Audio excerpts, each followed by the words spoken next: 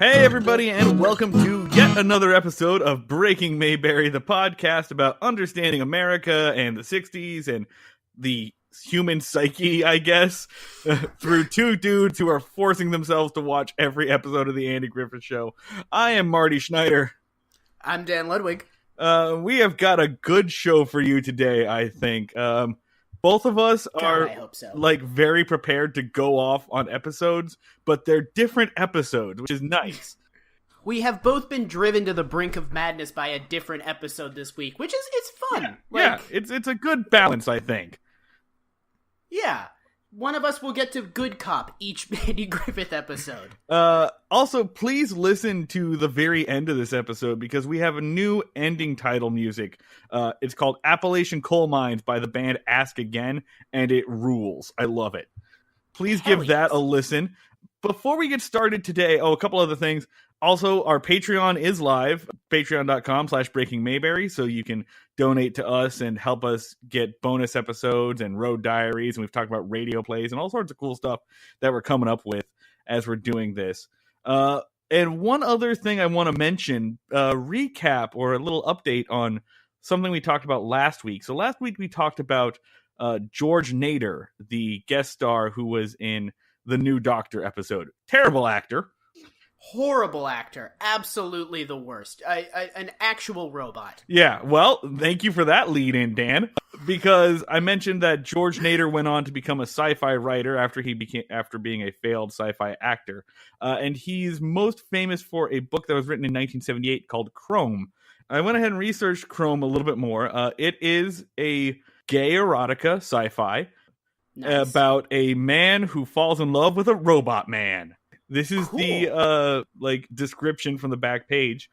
In the future, there will only be one taboo: to love a robot. But in the desert hideaway where Chrome and the warrior King Vortex meet, a bond between man and machine is unknowingly taking shape. A bond that will ignite intergalactic violence and bring Earth once more to the brink of, read more, total destruction. I would read that. We're gonna read that, Dan. We're definitely gonna read this. I am unironically on board. I'm sure that he does not stick the landing at all, but that's a pretty good. Lord Vortex is some He-Man and the Masters of the Universe shit. Some of the Goodreads reviews include the phrases tightly plotted and frankly erotic. Here's a 3-star review. I'm not going to put too fine a point on it. It's erotic. I was aroused. I got so into the nature of the two main characters' relationship that I began to wish I were a skinny twink with a big tough warrior from outer space as a boyfriend and protector. Now, hang on a second. Before we get too psyched about this, there are 2 Goodreads reviews that say, yeah, the first half of this is a beautiful, weird love story, and then it goes straight into fascist propaganda. Hell yes! So, oh my god! So if you're listening at home and you know anything about us by this point, you know where this is going. Like, Dan, are we going to read this book? We're going to read the fuck out of this book. I'm going to read this book even if it's just for my leisure. Holy shit! Also, I didn't. But yeah, gay erotic fascism. George Nader was ahead of his time. Now. There's a catch here, right? So I've been trying to get a hold of this copy of this book. Philadelphia Library didn't have it. The library that my girlfriend works at didn't have it. And copies on Amazon range anywhere from like $30 to $1,200 because it's very out of print. So if you want to help us with this, there is our Patreon. That is an option, and we might just make this like a bonus episode. Marty and Dan read Chrome. We should also definitely watch Robot Monster as well. So we've got some good plans for some bonus material. We're an extremely niche version of Mystery Science Theater now. All about George It's Nader. only tangentially related to the Andy Griffith Show, but we'll take it. George Nader was such an incredibly, almost mystifyingly bad actor that we both developed an instant fixation on him. He's a rock in the stream of the episode he's in, just completely emotionless, and we just needed to get to know this man. And the more we learn about him, the more fascinating he is. So let's go ahead and shift that to this week's not that fascinating pair of individual episodes. They are called, episode 25, A Plaque for Mayberry. The Otis episode. Yeah, both these episodes are Otis heavy. Oh, yeah. Which airs April 3rd, 1961, written by Leo Solomon and Ben Gershman. And then episode 26, The Inspector, airs April 10th, 1961, written by our friends Jack Ellison and Charles Stewart. And both of these episodes are directed by your mom's high school boyfriend, Bob Sweeney. Guy who discusses business while in the sauna, Bob Sweeney. Both of these episodes are really Otis heavy, like we mentioned. And The Inspector is one of the most bullshit episodes of TV I've ever seen. The Inspector is weirdly frustrating because for so long I've been wanting, just some sort of governmental oversight of Andy Griffith, and then it finally comes, and it's so unsatisfying. Yeah, I think that's why I'm so mad. But let's start with A Plaque for Mayberry. A Plaque for Mayberry. Here is the one-sentence summary from Wikipedia. The Women's Historical Society has discovered that a descendant of a Revolutionary War hero is living in Mayberry. But that person turns out to be Otis, the town drunk. Spoiled the fucking twist. God damn it, Wikipedia. Every single time. Wikipedia has no chill in terms of the Andy Griffith Show. We open up with Otis, his face pressed against the jail cell bars, saying, hey, can I leave yet? My 24 hours are up. Can I leave yet? And so he's begging to leave the jail. Barney, of course, does not want to let him go because he wants to do some real police. Which is ominous as all hell. Right. In most situations, this indicates that, he hasn't beat the prisoner enough. So he's... No, a cop stalling for time is never a great thing you want to see. Barney Fife's unstable ass, they're always normally, Otis can come and go as he pleases. So, Barney Fife has gotten a wild idea in his head, and Otis is trying to get out before Barney does whatever the fuck he's about to try to do. But of course he doesn't get to. So Barney is allowed to do whatever the fuck he's trying to do because Andy is an enabler. What Barney wants to do is he wants to perform a sobriety test like they do in the big city jails. And I think we should do it right cheer.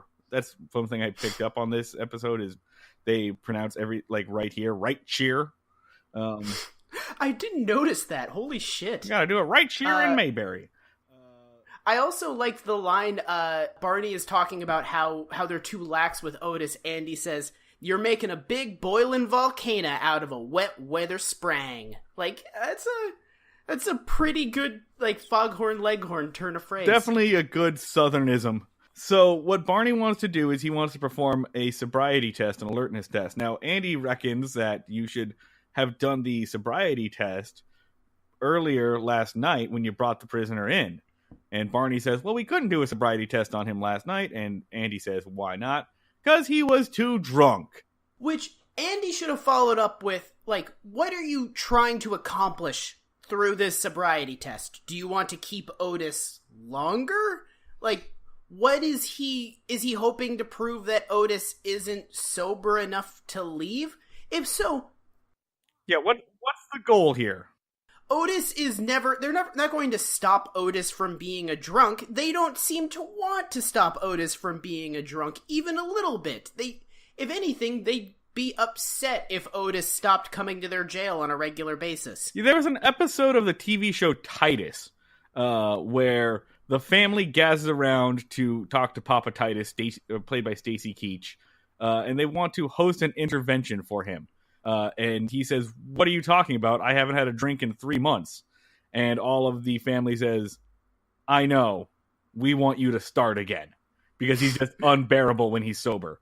So that's kind of what this is, right? they would be upset if Otis, stopped playing his role in the town, which is the town drunk.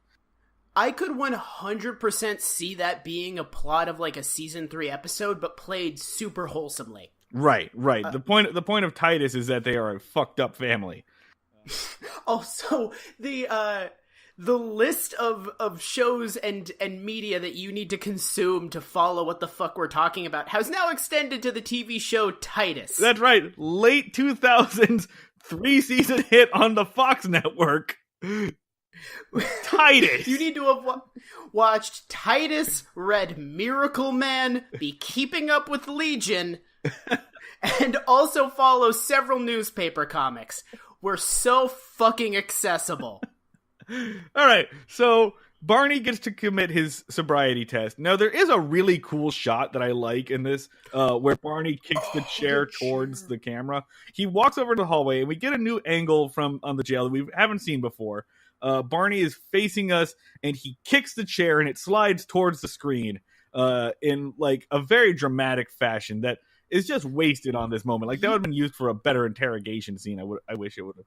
You don't see a fucking shot like that on TV anymore. Like that's one like we talked last week about how like they could play it looser with camera angles, and you definitely see the benefit of that in that just shot of like Don Knotts kicking a chair. Yeah, because they had an actual building to play with. They could use a different wall. We see it in the next episode too, where we're actually facing Andy's desk for once, and we see the back wall behind him. Yeah, so we get that really cool shot. So Barney drags Otis over to the chair, says that he's going to perform an alertness test on him. No, he does not drag Otis over to the chair. He like says, "Otis, come!" And Otis, they do the fucking key bit again, which again the laugh track loses their shit at. Like, I'm starting to genuinely get annoyed at the laugh track every time they lose their mind at a reoccurring bit that the Andy Griffith Show just does over and over again, which I'm pretty sure is a sign that I'm devolving into madness. But Otis gets the key off the wall, lets himself out of jail like he has 30 fucking times so far. The laugh track is just shitting themselves with laughter at the very idea of Otis being allowed to let himself out of jail. And I'm just sort of like, I'm actually frustrated at a laugh track at this point in time. This is the problem with the Andy Griffith Show's bits. Like, even when they're funny, they take up so much time. And it's not like the Family Guy thing where it like is funny and then it stops being funny and then it goes on so long that it's funny again. And of course, I'm referring to like older episodes of Family Guy. I don't think that's true anymore. Breaking Mayberry does in no way endorse the comedy stylings of modern day Family Guy. I feel like we need that. But this one, like, it goes on. There's 3 stages to it. First, Barney wants to see if Otis can say a tongue twister. Barney isn't able to do it, but Otis is. That's the joke. Then he does the touch your nose thing. Again, Titus also did this joke. Where the dad was still holding the beer. He was still holding the beer, and he was pulled over by the cop, and he was asked to touch the nose. I'm pretty sure you're supposed to touch your own nose, because he touches the CHP officer's nose. Again, this is now the Titus podcast. Oh my god, I would start that podcast. Barney tries to do the touch your nose thing, and Otis performs pretty well. He's supposed to touch his fingers together, but he winds up pinching Barney's nose. And then like Barney is really squaring up on this. Like, that sidearm is just hanging like a big old floppy dong for him. And then he says something like, well, let's test your endurance. Yeah, the first thing a man loses when he gets drunk is his endurance, which... Let's see how much endurance you have. It's like that. It's like the interrogation scene in fucking Sicario. Like, it's so creepy.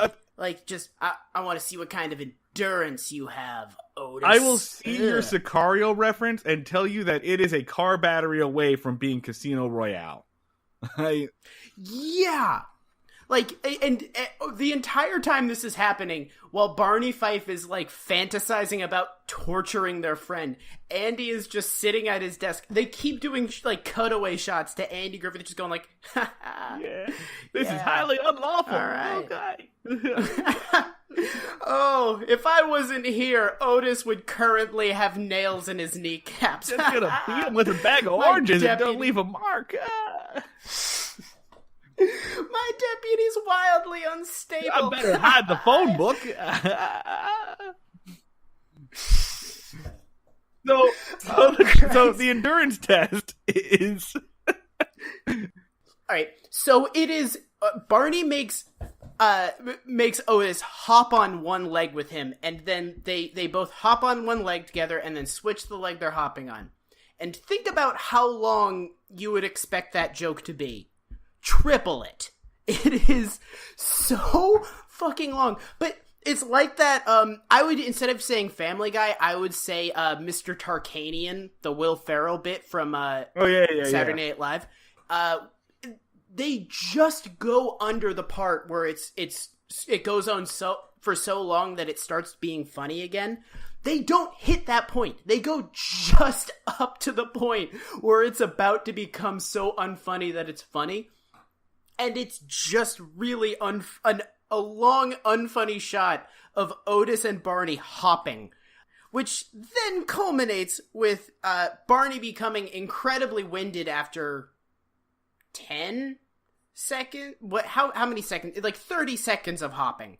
And has to be lowered by Otis into a chair.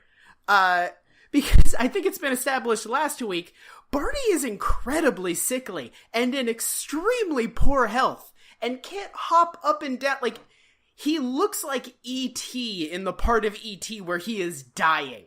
Like, he can barely lift his hand to point at shit, and he's huffing out breath as his neck is swelling with difficulty. It's after about 30 seconds of, let's say, mild physical activity. Like preschool level physical activity. Like, at this point, it is a matter of concern how unhealthy Don Knotts is. Like, he is like a pre-Captain America Steve Rogers, but worse. Like, Barney Fife should be in a bubble. Yes! Like, I actually, like, after watching that, I paused and went on WebMD to try to figure out what the fuck is wrong with Barney Fife. WebMD has no fucking idea. WebMD's best guess is that Barney Fife is a chronic alcoholic, which is the only thing I can rule out with him. So, it's either he's anemic, anorexic, or has hypothyroidism, which, the latter of which sounds like the most realistic thing. You have sort of like a gland issue that causes you to not produce, basically enough red blood cells. But that's only found in women over the age of 60. So I have no fucking idea. He has some sort of like a vitamin deficiency. He's not, I get anorexia might be the thing, but why the fuck is he anorexic? Like, at this point, I feel like once a week, Andy has to chase the Make-A-Wish Foundation away from Barney with a broom. So Barney is passed out in the chair, and Andy gets a phone call from the mayor! The mayor! Who wants Barney and Andy to come down to the mayor's office immediately! So Andy picks up Barney out of his chair, basically, and it's like, alright, let's get hopping, and he hops away to make fun of him, his dying friend. So next, Andy goes in on Barney Fife this episode. Yeah. He does some damage to Barney's sense of self-esteem. So the next scene is in the mayor's office. The mayor! And the mayor is announcing to us that these two fine ladies from the Women's Historical Society have shared some news. So these women from the Women's Historical Society believe that they have traced the descendant of a Revolutionary War hero named Nathaniel Tibbs to Mayberry. Apparently, during the Revolutionary War, there was a Mayberry... They initially say the Great War of Independence, which scared the shit out of me. Because I thought they were talking about the Civil War. Same. But then they say clearly General Washington. Yes. The sigh of relief I let out, like, could have put out a candle on the other side of the room. Right now. I guess this person, Nathaniel Tibbs, burnt down a bridge which trapped the enemy on the other side before they could cross to it, and that gave General Washington the opportunity to attack an entire regiment or something like that. It's not really important. So they're going through the Mayberry historical records to see who the descendant of Nathaniel Tibbs is. Now, to be honest, I'm not 100% sure why the mayor called Barney and Andy for this. He was bored. He was fucking bored. The mayor is so bored all the goddamn time because he's in a town where no one gives a shit about anything. So whenever anything of note happens, he's like, "Get me Andy Griffith! I just want to tell him this neat thing happened." Yeah. If I'm Andy at this point, I'd be like, couldn't this be told to me over the phone? Just every time, like a telemarketer reaches out to the mayor, he calls for Andy Griffith. Andy, a Nigerian prince called me. He needs $10,000. Andy, I'm part of an exciting new opportunity to sell Nutri-Slim bars. Come to my office immediately. All right, he's so fucking as adorable. The mayor leaves to get the records with these two women, again proving that there was no reason for Barney and Andy to be there. Also, Barney begins to do it's his weird. Barneyness. It's weird that the Women's Historical Society has this much pull. Like they're like not like just a historical society. Like they don't treat recognition by the Historical Society as like a neat thing, which I'm pretty sure would be the case today. It's a make or break. Yeah, this is gonna be big for the town. It's like big. We hear the phrase "big for the town," 100 times this episode. It's like they're building a fucking highway. Like they treat it as a major like financial windfall for the city, and it's just like a couple of aristocratic old ladies in furs saying, "Hey, your town's important. Cool."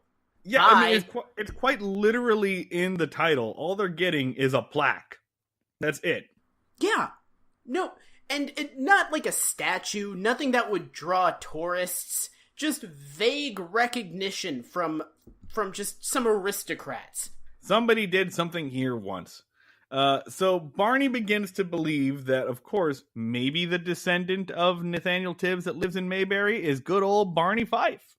Of course it is. Which Andy promptly shoots down, treating it as the dumbest possible idea, which Barney says Andy has gone too far and Andy has genuinely hurt his feelings. And they proceed to have a really emotionally intimate conversation where Barney just sort of says, like, you know, you don't always need to be needling me.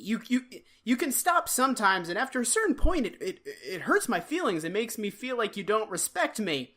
And Andy responds by just saying, like, hey, it's just that I don't think you're good enough to be the descendant of a war hero. It's nothing more than that. Like, it's nothing personal. Andy, you just suck.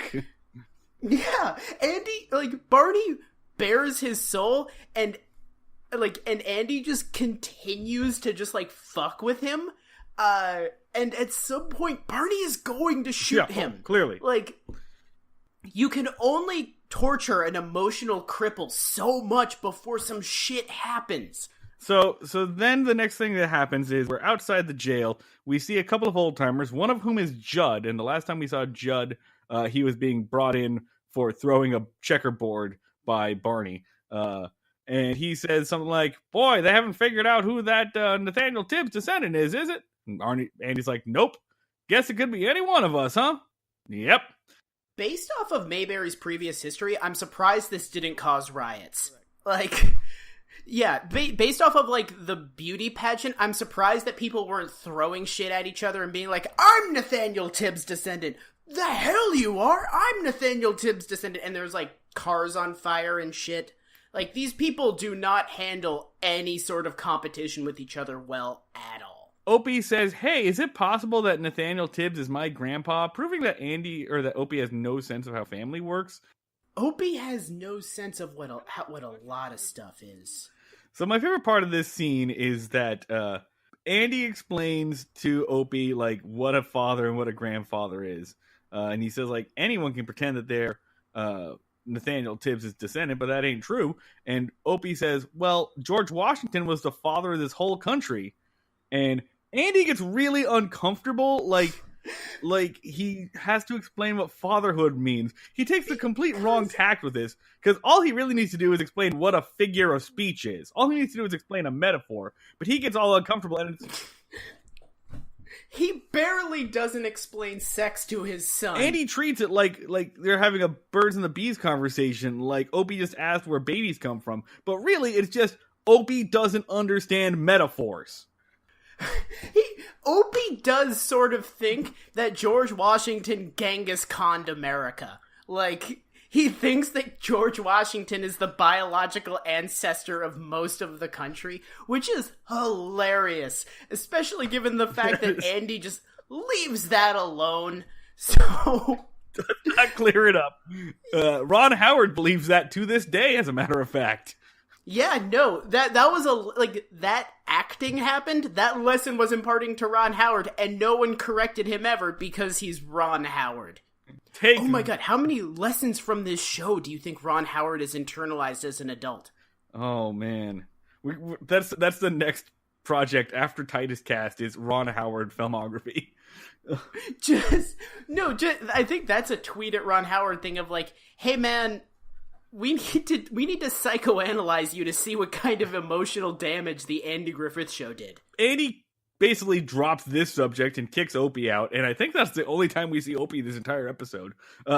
Opie leaves, fucks off out of this episode. Barney rolls in with a big old like scroll under his arm, and he's got a Tibbs family tree that he basically just made up, and he spreads it across the board and explains the Tibbs family and points out the point where the Tibbs family got together with the Fife family and begat him.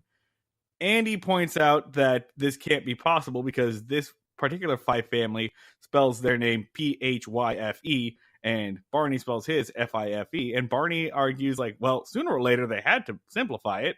And now here's the thing, I don't know a whole lot about genealogy, but Barney could be absolutely correct.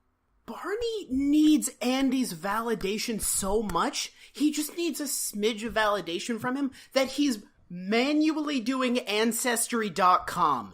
And he describes himself crying in the library when he realized that he was a descendant of Nathaniel Tibbs.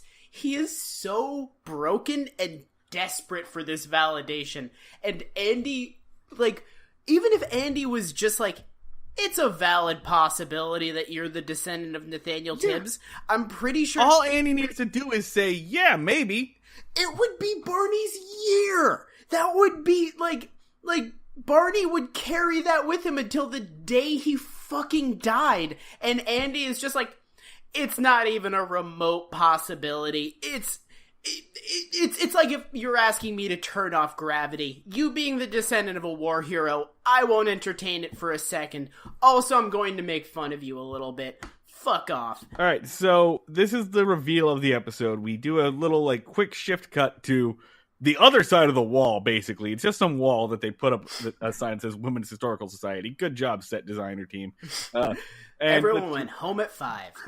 But the two ladies are just like, we've done it! We've cracked the case! We know who the descendant is! It's Otis Campbell! Ha ha ha! So it's really funny, like, they don't know why it's funny. Back at the jail cell, Barney is by himself. He gets a phone call from Andy, and he says something like, yeah, it's been real quiet here, had to bring in Otis. And this is a really, like, disturbing part of the conversation. Yeah, it's really weird for Otis to be here 2 nights in a row. Must be having a fight with the wife. And that's played off like whatever. No one cares. Yeah, no, like the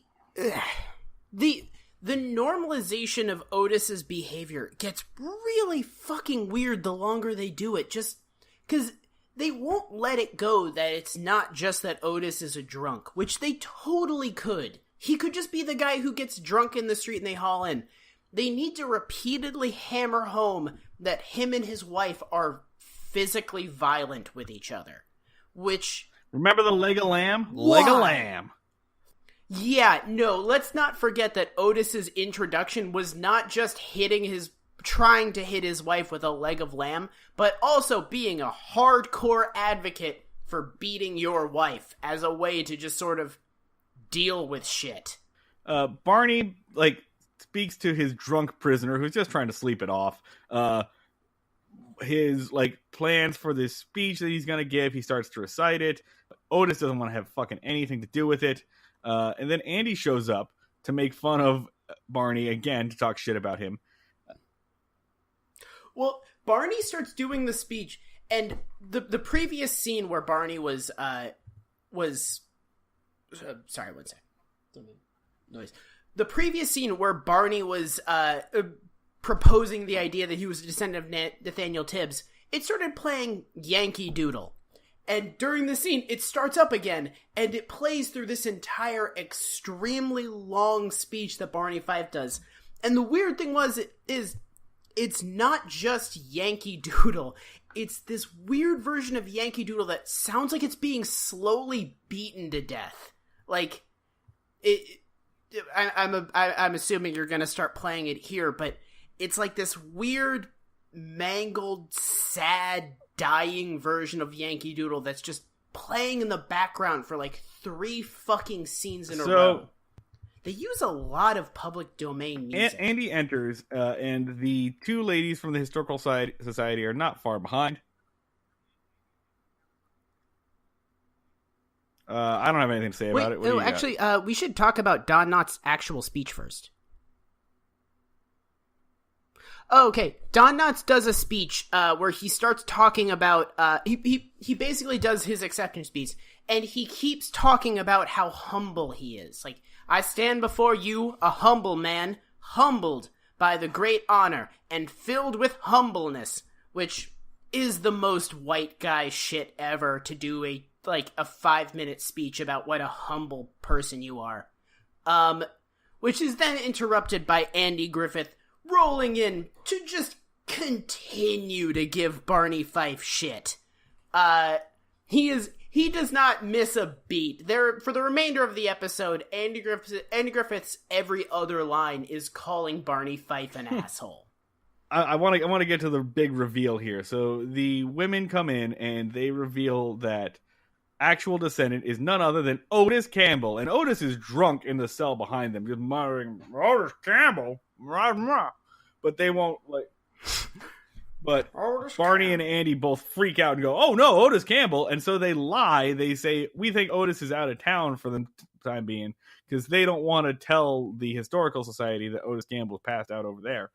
So they make some bullshit up, and then they go straight to the mayor's office. And this is so annoying, this scene. So it's the mayor, Andy, and 2 old fucks. Who are these old men? Who the fuck are these guys?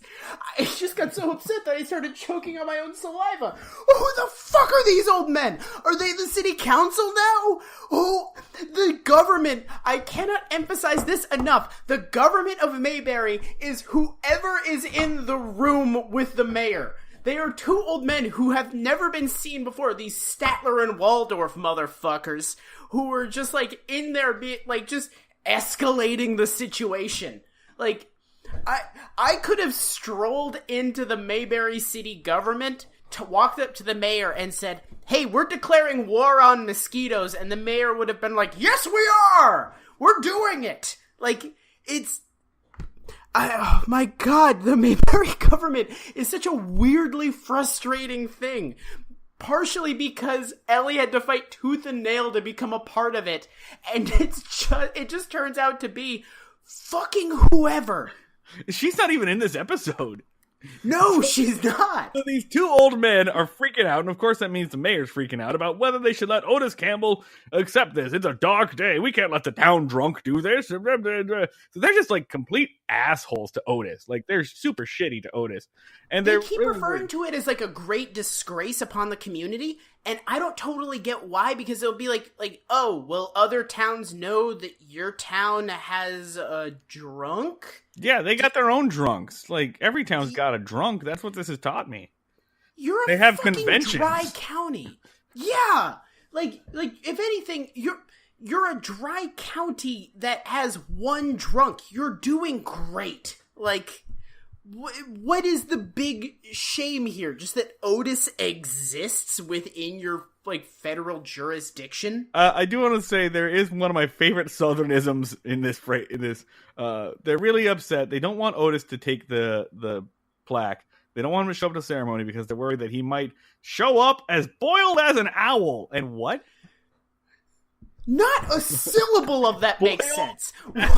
Okay, so let's break that the Christ down, because one, boiled, how is that a term for being drunk? And two, as an owl, who boils owls?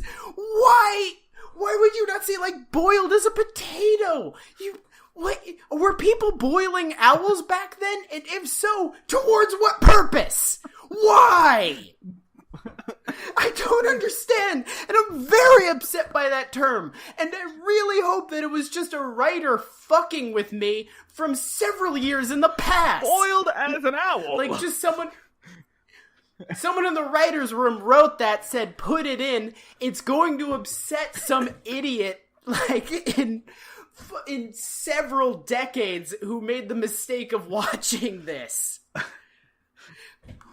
Boiled as a fucking owl. It makes no sense. So the mayor demands that Andy take Otis out of town for a few days, and they get a replacement Otis to come in and accept it. And Andy's like, well, that's not right. This is messed up. Like, Otis deserves this. Like, this is rightfully his.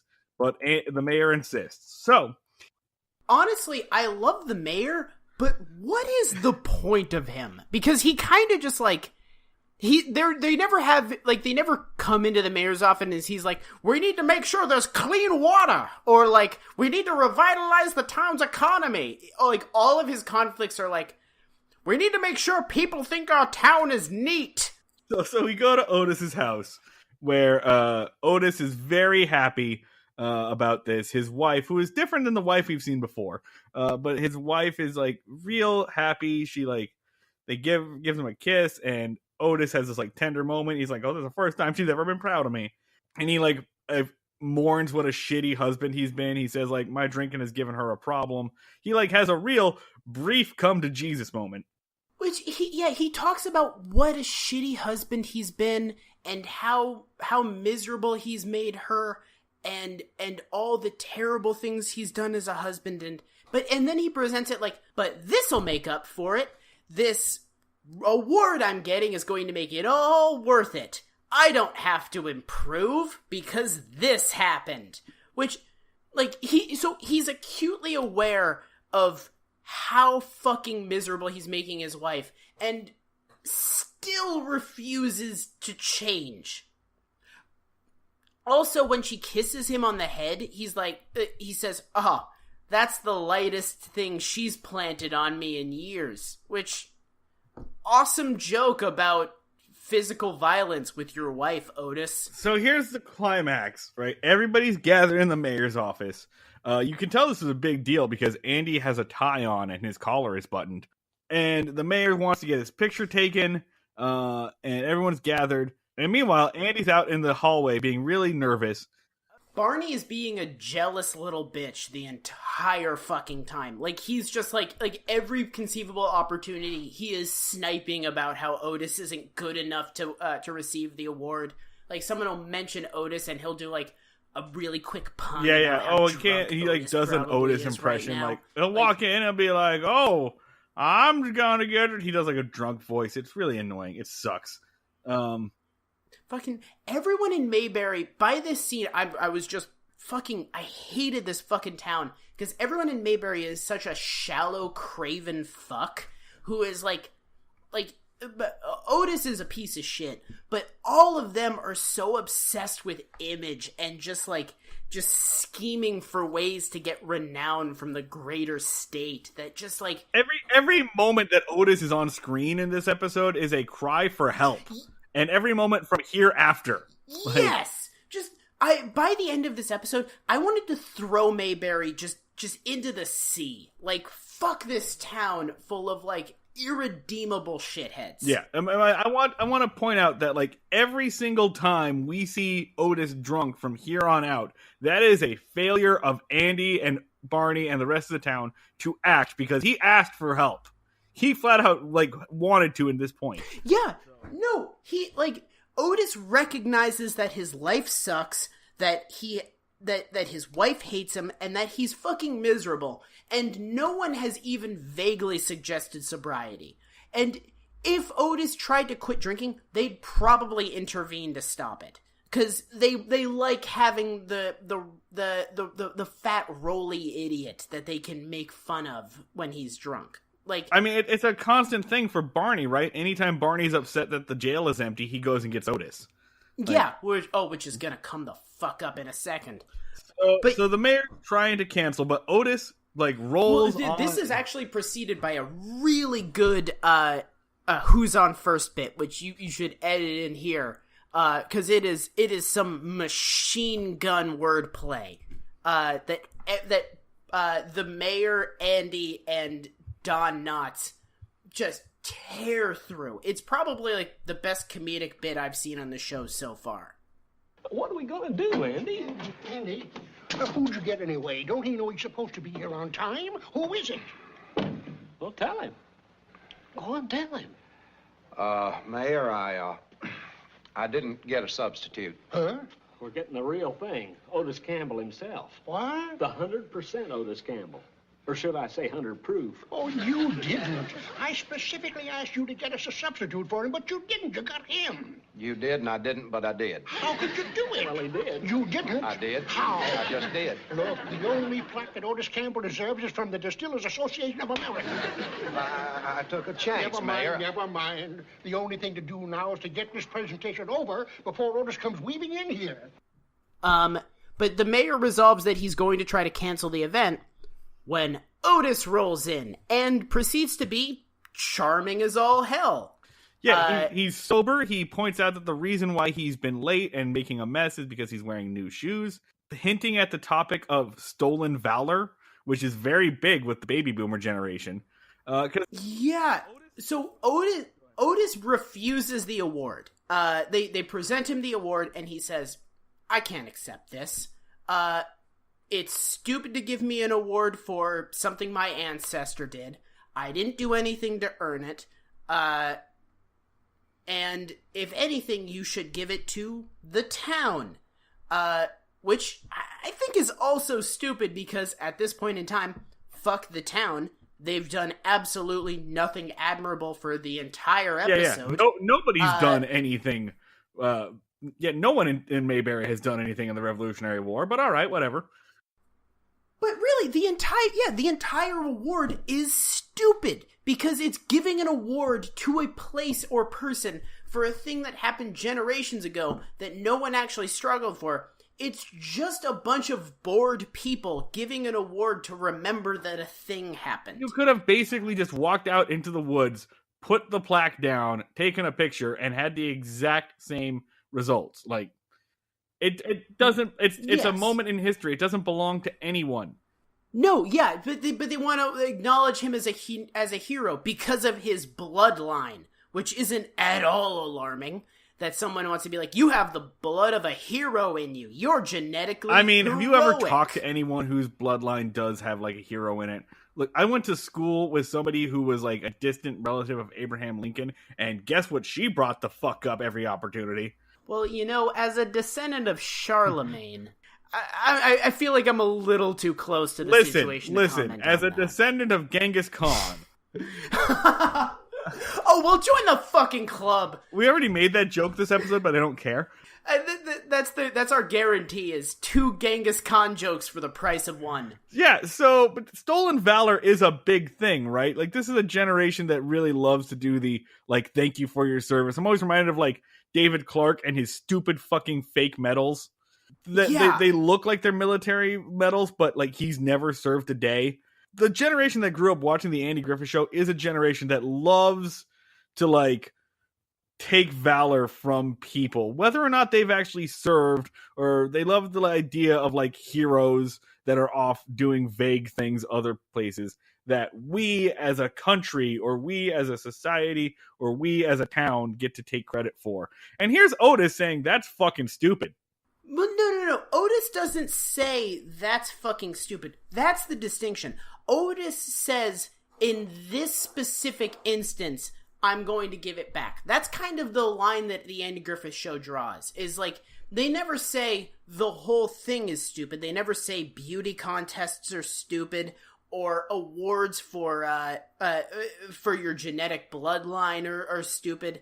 They never say the whole thing is stupid. They say this specific instance of this happening is bad, but don't worry about all other instances. And baby boomers latched on to that as like, oh, the exception is neat. Don't worry about the rule. I like that. I like that. Yeah. All right. So the stinger of this is after Otis delivers his impassioned speech, the mayor says, well, I think it would only be proper for us to all have martinis. And then he lifts up a tray of pre-made martinis, which, why would you pre-make martinis for an event that Otis is attending? And then, Mayor, why would you grab the thing of martinis when Otis is attending? And then the mayor hovers the martinis right under Otis's face and then goes, oh, wait, this might not be a good idea. And then Andy says, oh, no, it's fine. And he specifically says, I think Nathan Tibbs would want you to have a drink. Which, one, what? Why? What? But also, fuck all of you for enabling this alcoholic. Because Otis is like looking at the drink like, I don't want to do this. And Andy goes like, hey, go on. Be your true self. Live your life. Have a martini. You can literally see the fucking devil horn sprouting out of Andy's head at this point. And the mayor, yeah, you're right. He's basically like, well, I don't know how this bull got in my office. Better go grab this red tablecloth. Maybe that'll make things better. I mean, to be in his defense, he is the mayor. Like, he can't help it. He's a little moron. He just made the martinis because he thought it would be neat. It's the responsibility of Andy, the adult, to have stopped this from happening. Andy and Barney are back in the jail, and they're cleaning up the cells. And they're like, well, we should put a plaque here. Hey, Otis Campbell slept here. And they're like, yeah, more like slept it off, right? Andy says something like, I think it'll be a little while before we see Otis back in here. Indicating that he thinks Otis is going to be sober for a while. And Barney's just like, bullshit. And then enter Otis, like stumbling in, grabs the keys, lets himself back in and sits down. And Barney says, yeah, look what I see, Andy. And then Otis responds by saying like, oh, these new shoes are killing me. I just had to get off my feet. And that's it. And Andy says, see, Barney, and that's it. Like, the joke is that Otis wasn't drunk. Which, again, they make light of so much shit in this episode, like alcoholism, domestic abuse. I still can't believe that they didn't retcon the domestic abuse and tried to make, like, Otis the beloved wife beater / drunk. Like, they really tried to do a rehabilitation of Otis and make him, like, a lovable character. And they left in the wife beating. And then, instead of him being, like, a drunk that, like, it can't be prevented, they added several situations where him being a drunk could easily be prevented. Like, where he was 100% on board for rehabilitation, and Andy Griffith just goes like, haha, not convenient. Don't worry about it. It's so Otis is such a fucking frustrating character because he perfectly encapsulates these attitudes towards substance abuse and domestic abuse that were just so prevalent and so fucking horrifying. And this episode just makes light of them in such a horrifying way. Like, the Andy Griffith Show really just didn't give a shit. This one upset me. This one fucking got to me. Let's move on to the inspector, the one that drove you insane. Yeah. Oh, God. So, like you said earlier, we've been really anxious for anybody to ever hold Andy responsible for anything. And this fucking whiffs it. All right, so here is the one-sentence summary for the inspector. Ralph Case, a by-the-book state inspector, intends to impeach Andy and Barney for running the courthouse carelessly. I gotta tell you, I read that sentence and my first response was, good! Fucking good! Thank God! Finally! Jesus. Like, you know what this episode feels like? You know what, like, in a horror movie where there's, like, a serial killer and the main character's being, like, held in their house or something, and an authority figure shows up, and then the serial killer, like, talks their way out of it? This episode felt like that. Like, the point where, like, the cop shows up and is like, there have been some weird noises at this house, and the serial killer says, like, you know, me and my friends are throwing a pretty crazy party. Maybe you should swing by sometime. Anyway, please leave my property. And the cop goes, well, I see no reason to question that. Goodbye. And then the victim is, like, in the basement, like, with their hands around the bars going, like, no!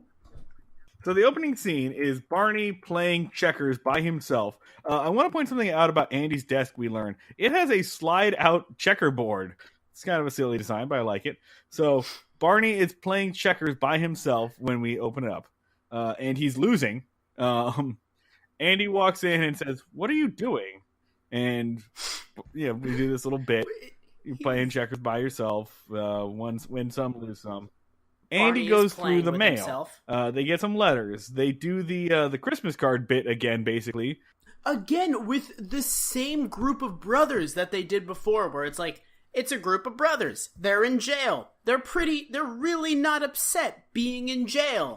And at one point they're like, oh yeah, no, we brothers were split up for a little while, but luckily Elmer violated parole, so we're all together again. Which, what is jail in the Andy Griffith universe? Like, is it because no one is at all upset to be going there?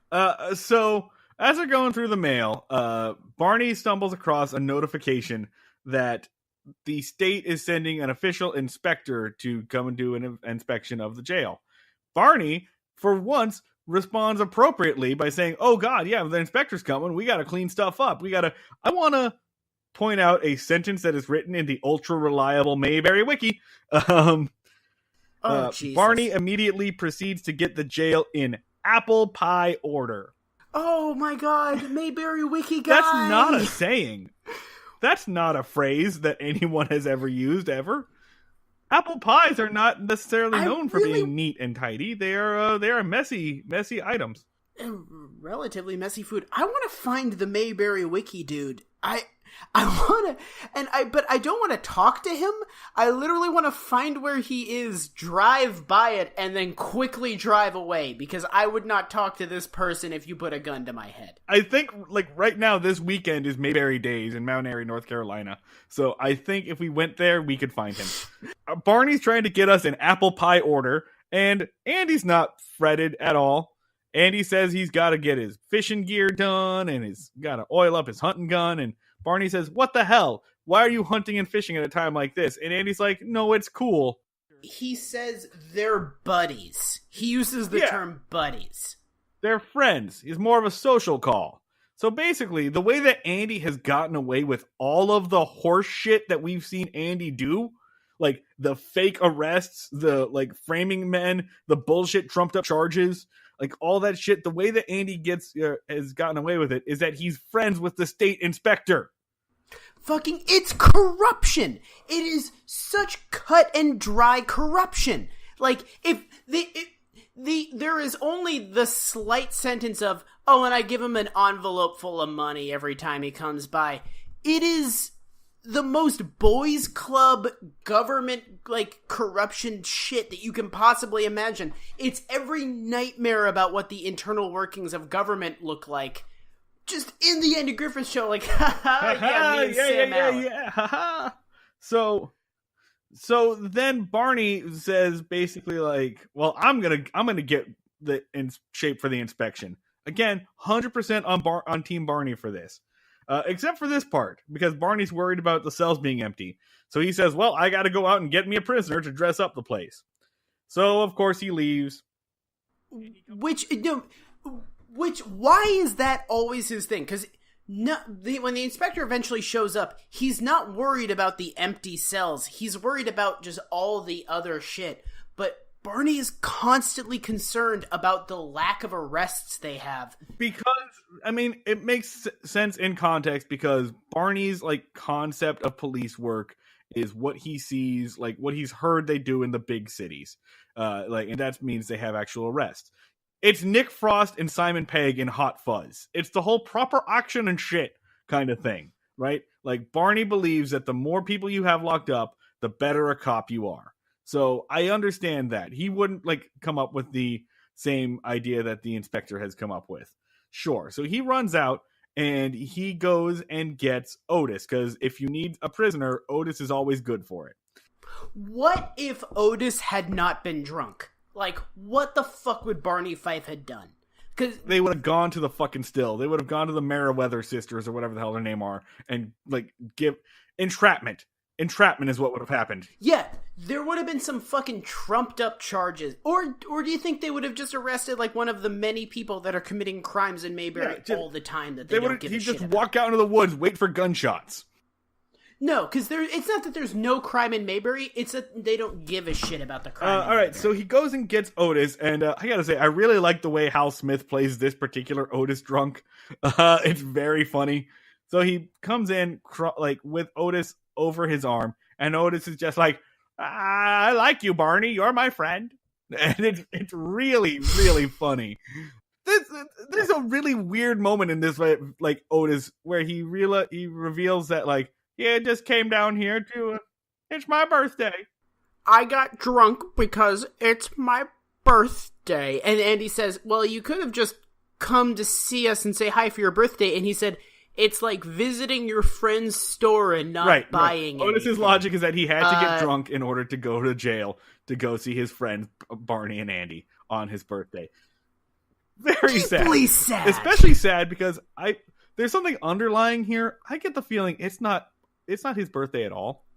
I believe that it's his birthday for the thing that follows, which is Otis proceeds to check if there are any messages for his birthday using the jail phone, and then sits and says, no one remembered my birthday, and then sits in a catatonic state on Andy's desk, just having an existential crisis because he realizes that there's no love in his life. I don't think it's his birthday, though. I think that's why there are no messages, because it's not his birthday.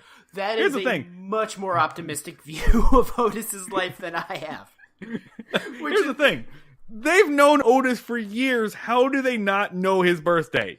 They don't give any semblance of a shit about Otis because they don't care that he's an alcoholic. Okay, they've also booked him several times, and they gotta have, like, a date of birth around there somewhere. I don't think it's Otis's birthday. But also it's Andy Griffith, and as soon as you leave his frame of vision, he forgets that you exist.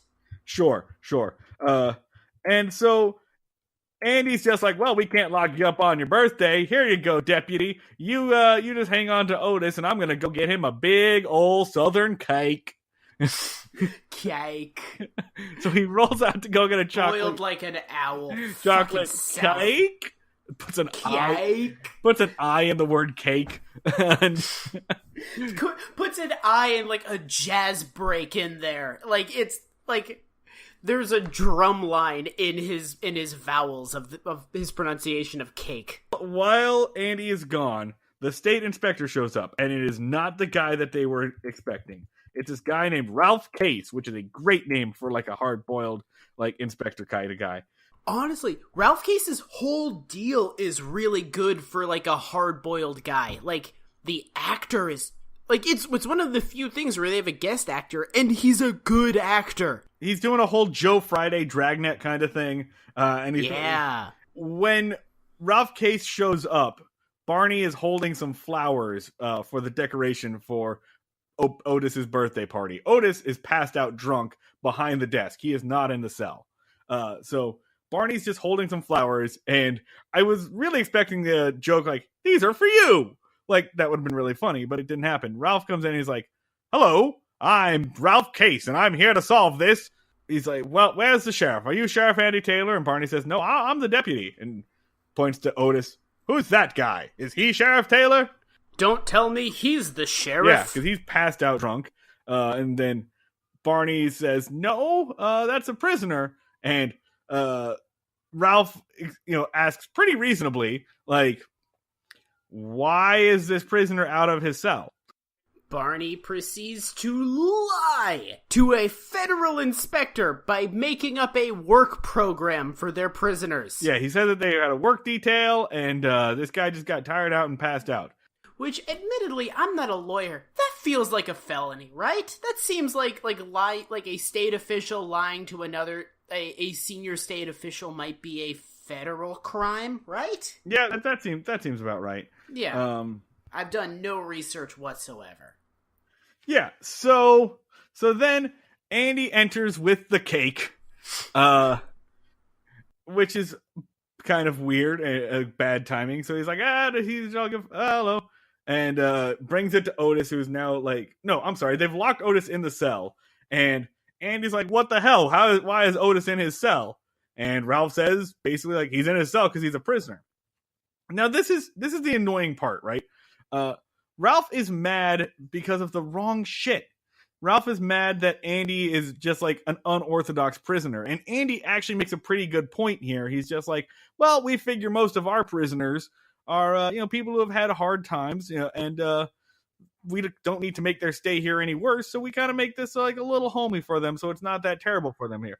Andy is grossly corrupt, and Mr. Case is mad at him for not being more authoritarian. Yeah. There's so much shit you can yell at Andy Griffith for. Being nice to prisoners is not one of them. Like, no, yeah, he strictly yells at him for the shit that I am on board for. Treating prisoners like they are human beings is awesome. And it's the primary thing that Ralph Case is furious about. Okay. So Ralph says something like, have you ever read a single book about proper policing technique? Have you ever looked into any of our courses and blah, blah, blah? And Andy goes, well, no, but I used to read the Police Gazette. Had to stop getting it, though, when Sheriff Deputy Fife joined the force. There's a lot of girly pictures, and he ain't never been married. There is so much to unpack there. I'm sorry, but the remainder of the episode is canceled because we need to figure out the fuck Andy Griffith was saying there. Yeah, so, wait, is the Police Gazette a porno mag? Where they're just like... It has a porno section, apparently! just like page 6? Was just like prostitution mugshots or something? I don't understand what the fuck this was. No! It had a porn section. The official newspaper for cops in America was like, "Oh, hey, just while you're reading about cop stuff, here's some porn." And then Andy was like, "Well, I have to get rid of this. Barney Fife has never been married, so he's going to jerk off to it all day." Can I just say, the idea of like a Larry Flint publication that's just called Cop Gazette is fucking hilarious to me. That's the funniest thing I can think of. Mr. Flint, if you're listening, fucking bankroll that shit. Okay, so we go back, and now Barney is like doing his weird phallic thing where he lovingly strokes the rifles. And this is where Ralph Case insists inspecting Barney's gun. Barney hands it over, and he looks over it, and he says, "There's no bullets in this gun." And that's when Andy explains what we all know, which is that, Barney's not allowed to have a bullet. And Ralph's like, "That's stupid as hell. Deputy, load your gun." So Barney loads the gun and immediately shoots it. His facial expression is like he pissed himself. Like, it's the most, like erectile dysfunction metaphor I've ever seen in anything ever.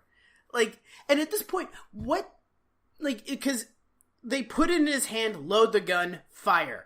does he have some sort of, like, medical issue that causes him to have that low dexterity? Yeah, was he holding the trigger down while loading the gun? Who fucking knows? But I feel like, you know how if you, like bump a car during your driving test, that's an automatic fail?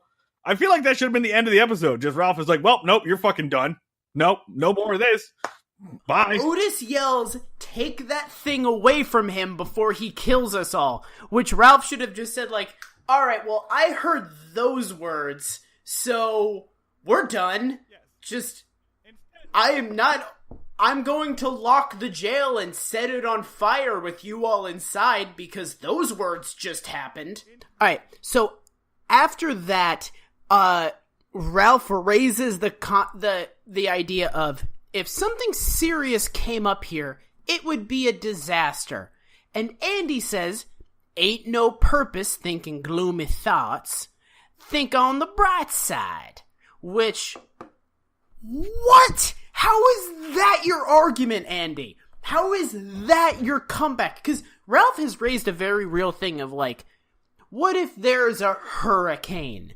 Like, what if some very bad shit happens in Mayberry? Your backup is Don fucking Knotts, who you can't arm because he'll just, like, carve a swath of destruction through the town. And Andy Griffith just says, like, well, don't think about it. That's sad. Nope, you don't get to criticize me. Right, the next day, right, Andy's just kind of cleaning up the place, and Opie comes in and says, hey, Dad, Barney wanted me to bring you this. He said that we might have a shot if you have, like, a hat and tie on. So here's the only hat and tie I could find. And he gives Andy a fishing hat and, like, a polka-dotted tie. It's really sad. Like, Opie has come to dress his dad in hopes of helping him keep his job. And Andy's just like, well, that's some stupid shit. Bye. Andy is also pissed because the reason Opie has done this was Barney Fife rolled by his house and yelled, your dad is going to lose his job! He should be wearing proper uniform! Goodbye! So Andy is pissed that Barney just, like, came by and freaked out his fucking family. Well, I mean, no. Andy's pissed that Barney showed any agency or any, like, decision-making process of his own. And he's upset that Barney is worried about something that Andy thinks isn't worth worrying about. It's really frustrating. Barney comes in, Andy is wearing the stupid hat and the stupid tie to make fun of him. And Barney rightfully chastises him and says, why aren't you upset about this? We're getting an inspection going on right now. And Andy says, oh, there's no reason to worry about it. And then they immediately lock themselves in their jail cell again. Andy is this fucking bit again. How many times do you think we're going to see this joke before this thing is through? I mean, at what point does a running gag turn into a clear lack of ideas? Like, I mean, a running gag is the same joke, but in different contexts, making it funny in different ways. None of these jokes are ever in a different context. Don Knotts playing a harmonica is always just Don Knotts wants to see someone watch him play a harmonica. The jail cell is always the fucking jail cell. Otis letting himself out of the jail is always the same thing. There's never any variation. They just do the same thing over and over and over again and hope that you don't remember the last time you saw it. We may actually be the first people to actually remember it, because I don't think anyone's ever paid this much attention to this show. The inspector comes and unlocks them and begins to yell at them, as he should. Enter Sam, a different Sam than the other Sams we've met before. Just some guy named Sam who's like, hey, Luke the Moonshiner has barricaded himself up. He's worried that they're going to come and shut down his still, so he's holed himself up and is just firing wildly at anyone who comes by. He started up his still again. He heard that someone was going to report him, so he barricaded inside and he's shooting at the world. Andy's like, well, I guess we're going to go. And this is where we see like a complete shift in the character of Case. It pisses me off. So Ralph Case is just like, wait, aren't you going to call for backup? Aren't you going to call the state police? And Andy's like, no, I think we can handle it. Not mad at Andy yet. By the way, this is basically the exact same plot as Manhunt. Like, this is the same thing. Some authority figure from out of town has come in to, like, tell you what to do and chastises you rightfully, but Andy's correct in the end because of his down home country knowledge. And by the way, is it any wonder that this fucking program raised an entire generation of xenophobes? And we'll get to that and just what I mean by that in just a fucking second. Just a minute. All right. I did not draw that connection, but I'm really excited to find out how you do so. Just a goddamn minute. Right. So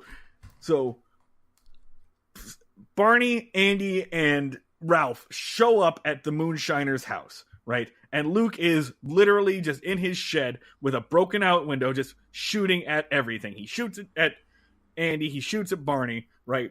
And as they get out of the car and they hide behind the cop car and they basically just yell like, Luke, you stop that. Luke, you knock it off. Cut it out. Hey, that's not cool. And you know it. Stop. like he's running at the pool, you know? Yeah. No, they quit. Basically they were yelling like, come on, man. This isn't cool. Like, Luke, you're getting on my last nerve, Luke. You need to stop firing at me wildly. Literally only Ralph seems to recognize what a dangerous situation they're in.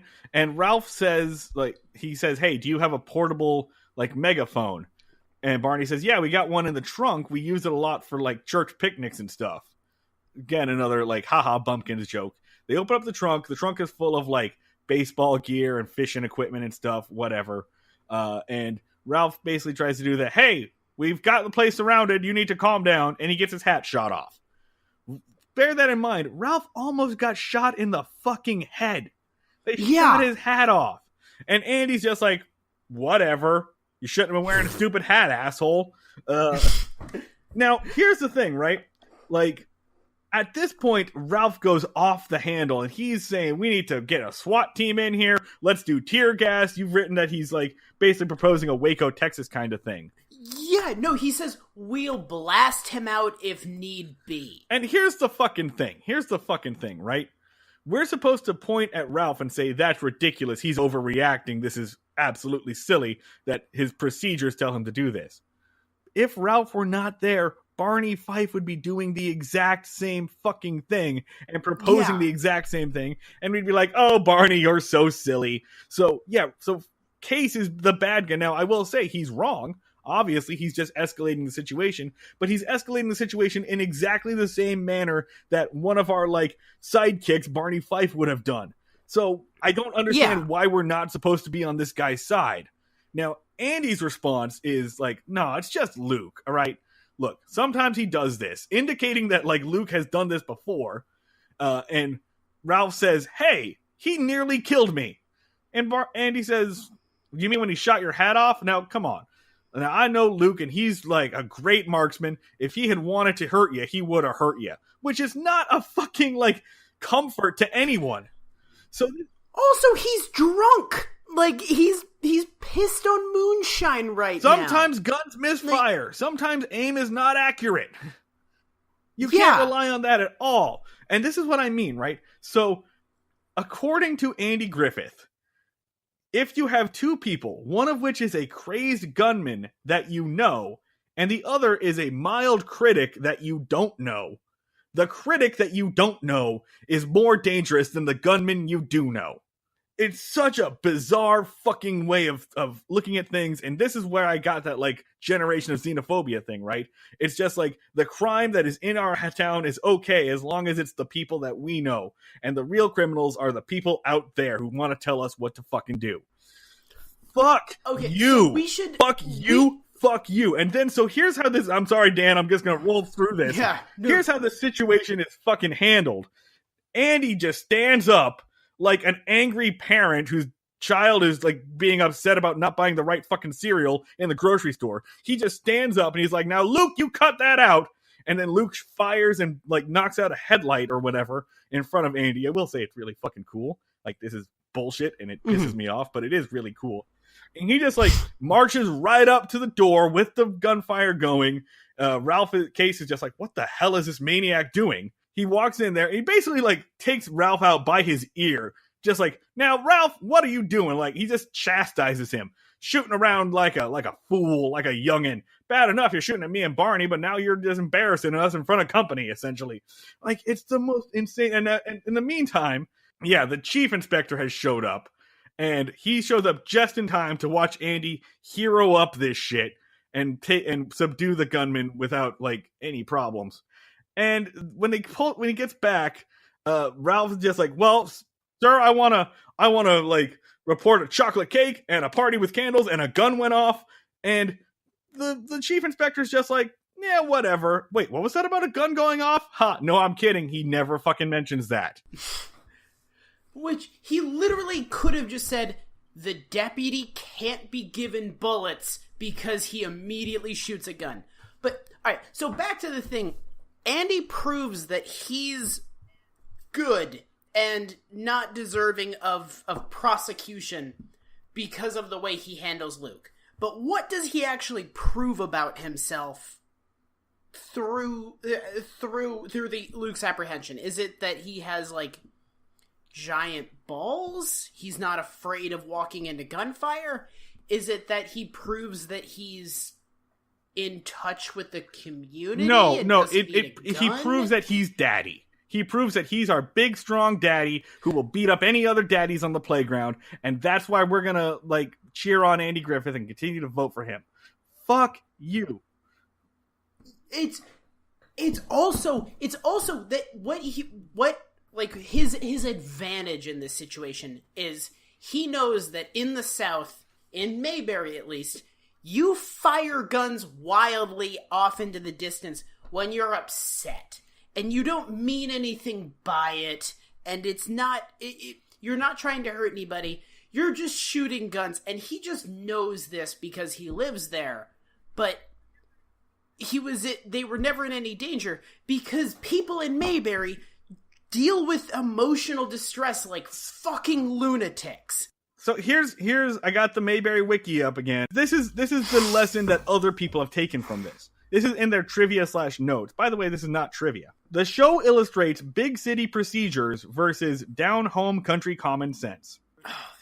Andy's simple common sense approach is again proved to be the way to go. Fuck me. It's only common sense because he lives in a place where common sense is nonsensical. Yeah, no, it's only in that goddamn context. Like, in no other way, shape, or form is walking up to a person who is shooting wildly common sense. That is absolutely not at all common sense. In no other circumstances beyond a fucking action movie is that a good idea. I will point out, though, in this particular case, a good guy without a gun stopped a good guy or bad guy with a gun. No, I mean, it's kind of crazy at this point that the show has committed to Andy Griffith not carrying a gun, because the way they justify it is hugely regressive shit around his character. They don't justify it by him doing anything that espouses not needing to use a gun. They just justify him not needing a gun by the fact that guns are fun and goofy and don't really need to be taken seriously. Like, they justify Andy Griffith not needing a gun because gun ownership has no consequences whatsoever. I don't even want to talk about the stinger of this because we've been talking about this episode for too damn long. Let's just roll right into the fucking ratings. No, because because Andy Griffith... So Ralph Case gives his reason for why Andy Griffith should be impeached, and he's so upset that he says birthday cake, gun went off, and there were doilies. Never mind. And Andy Griffith proceeds to disparage Ralph Case's career by saying, "I think he's been working too hard. He's very upset and out of it." So Andy Griffith proceeds to go on the attack. And after Ralph Case has been embarrassed and him and his boss are departing, Andy says, "Hey, don't tell anyone about our doilies. I wouldn't want other police departments stealing our interior decor." When Ralph Case looks embarrassed and ashamed and sulks off. So the stinger is Andy just like needling his defeated opponent. Like, he has taken this young man who's stepped to him and destroyed his career, and then just salts that wound on the way out. Fuck, Andy Griffith is a bad person. That's a good, like, let's just get to the ratings now. I'm so frustrated. Yeah. All right, so Late episode grumpy Marty, everyone. My favorite character. ratings for a Plaque for Mayberry. How good is this episode? Scale of 1 to 10 Andy meter. What you got, Dan? I mean, I'd say a 5. Yeah, I'm gonna say a 5. It's fine. It has a decent story structure. The twist is good. The payoff is good. Honestly, I'd really, really like it if Otis didn't beat his wife. That really, it ruins it. It ruins the whole thing that Otis is a wife beater. I fucking love Otis as a character. Yeah, these two pair of episodes have made me really like Otis. But he's a wife beater, but he beats his fucking wife. Yeah, so, I mean, I'm also going to say it's a 5 for how good the episode is. FIFA-meter, though, holy shit. How, like, pissed off does this make us? 7? I'm going to say 7, because, like, Otis is crying out for help the entire episode, and everyone ignores him. Like, everyone's a bad person. The town of Mayberry needs to die. Like, yeah, no, I've seen a lot of shit with substance abuse in my life, and just Otis's cry for help that is ignored and then patted down, that stung a little bit. I'd say an 8, maybe high, but it's an 8. ratings for the inspector. All right, how good is this episode? I'm gonna give it a 7, just because even though it pisses me off and I think it's bullshit, I really do like that Andy standoff scene. It is really cool. Yeah, like, I'm gonna say a 6. Okay. Ralph Case is one of the few good guest characters who has a distinct personality. The actual plot is a little weak. And then my rage, my FIFO-meter, it's gotta be like a 9. I'm so mad about it. Pisses me off so much, because it's just an opportunity for Andy to be held responsible, and it just never happens. The adults show up and then promptly pass on, and we're just left here. Like, well, they'll never come back, Marty. The state inspector is never going to come back. There's never going to be this is the first season. We're alone. Like, it's just us and Andy Griffith. We've been abandoned. Yeah. It's just us and Andy Griffith, and we're at his mercy from here on out. I don't think Ralph Case is ever coming bact. So those are our episodes for today. Thanks for hanging out with us. Coming up next week, we have a David Adler episode about girls wearing makeup. So that's gonna be a good fucking time. Oh God! Holy shit! As always, if you have any comments, any thoughts about what we're talking about, you can get at us. Facebook.com/BreakingMayberry. Tweet at us at BreakMayberry. You can email us breakingmayberry@gmail.com. You can yell at me directly. I am on Twitter at Schneid Remarks. That's SCHNEID Remarks. I'm at the Luds. Scream at me at your leisure. You can tweet at Ron Howard. Remember, he's at Real Ron Howard. This time, #tweet at Ron Howard. I think that you should share with Ron Howard your family's best spaghetti recipe, or whatever your Sunday diner recipe is. All right. Until then, please remember, if you want us to read Chrome, you can definitely get at us, and we're going to work on that. I'm excited for it. Try to stop us from reading Chrome. I dare you. This is happening. Our opening music is done by Max Ludwig, who you can find at Sleep Talkie. Our closing music you'll hear in a second is Appalachian Coal Mines by the band Ask Again. Our logo was designed by Emily Christina. You can find her on Instagram at ScribbleEmily. Until next time, we are Breaking Mayberry, and we will see y'all down at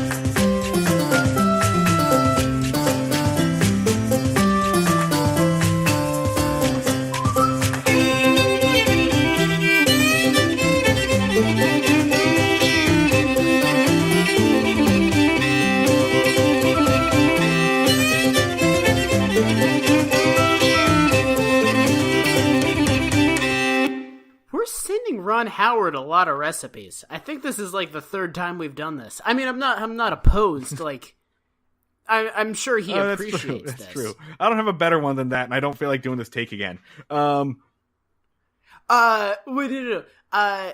about give Ron Howard dental tips? Like, we've seen Ron Howard's jacked up child face. It looks like that did not age well. Maybe tell Ron Howard about proper dental maintenance. I mean, I feel like Ron Howard probably got pretty good dental insurance, but all right.